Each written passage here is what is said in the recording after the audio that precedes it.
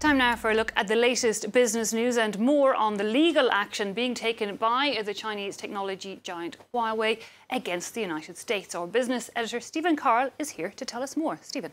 Eve, Huawei says that the US government acted illegally by putting in place this ban on purchase of their equipment. But there is more motivations behind this as well. The case is unlikely to succeed, so we're looking into why the Chinese company decided to sue. Huawei has admitted that only a small portion of its revenues come from the United States, but it fears damage to its reputation globally. The United States has been putting pressure on its allies in Europe and elsewhere to block the company from the lucrative development of 5G mobile networks. With this action, Huawei is mounting a very public defence, as Catherine Vietna reports. Going on the offensive, Huawei is suing the U.S. government. The Chinese tech giant is challenging a law that bans federal agencies from buying its equipment and services, saying it's unconstitutional. The U.S. Congress has repeatedly failed to produce any evidence to support its restrictions on Huawei products. The global rollout of the 5G cellular network and its hundreds of billions of dollars worth of contracts are at the heart of the battle.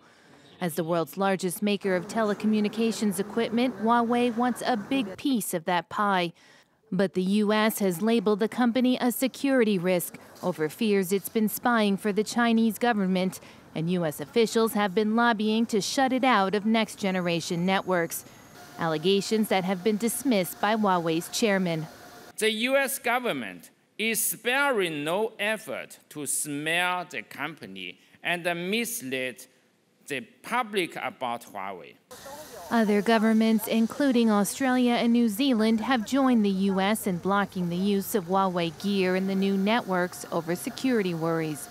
It's not the first courtroom battle between the U.S. and Huawei. In January, the tech firm pleaded not guilty to trade theft charges. The U.S. has also filed charges against the company's CFO, Meng Wanzhou, accusing her of violating U.S. sanctions against Iran. Her arrest in Canada sparked a diplomatic crisis amid accusations of political payback. Facebook's Mark Zuckerberg has announced plans to turn the social network into a privacy-focused platform. In a blog post, the CEO admitted the company didn't have a good reputation when it came to privacy. But Zuckerberg says that he wants the company to focus more on private interactions, which he believes will be more important in the future. That includes greater encryption on messages sent between users. But he also said that the company was examining ways for posts and messages to be less permanent, to disappear or be auto-deleted after a defined time period. Now, the Facebook boss has also pledged that the company will no longer store user data in countries that have poor human rights or poor human rights records or records of free speech violations. Now, will the European Central Bank announce fresh stimulus to boost flagging Eurozone economies? The ECB is meeting later and Mario Draghi will be reacting to the recent growth slowdown that's hit the likes of Italy and Germany. On Wednesday, the OECD dramatically slashed its expectations for growth across the euro area. Brexit and trade tensions among the factors driving that downgrade. I've been speaking to the OECD's chief economist, Laurence Boone, about how the ECB might react. The central banks have done a lot, right? The Fed has put itself on hold, the big Bank of England as well. The ECB hasn't revised its forecast since December, and they will come out with new projection tomorrow, where they will have to acknowledge some of the weakness that we have seen over the past 2 quarters. So I think, yes, what we would recommend the ECB is to really monitor what's happening on the data, take stock of the additional weakness, and send a signal that they're ready to accompany economic activity. And you can see that full interview with Laurence Boone in our weekly business show, People in Profit, at 11:45 GMT today. Moving on, let's take a look at what's happening in the markets for you. And that ECB meeting will be closely watched by investors trading later today. European markets opening the day in the red. Now, the banks are among the sectors that are gaining, though, and that's as they could stand to benefit if the ECB announces some new stimulus.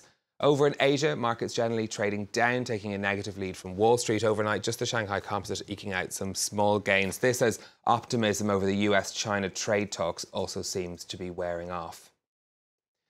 And finally, for me, it's the end of an era for those of us that remember going to rent videos from a physical shop.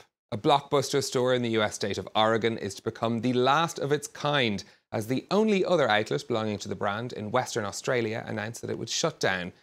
15 years ago, Blockbuster had some 9,000 shops around the world. The company filed for bankruptcy protection in 2010 as people moved more to streaming than renting physical DVDs or videos. The Oregon store has already become an attraction in itself. A local brewery has even made a special craft beer called The Last Blockbuster to celebrate it. They launched it in the shop in October of last year. Eve. Okay, thanks a lot, Stephen. I do remember those types of shops. And while I feel some kind of sadness that they're gone, I do admit that I wouldn't be going there, probably at this stage anyway. Stephen Carroll there with our business update.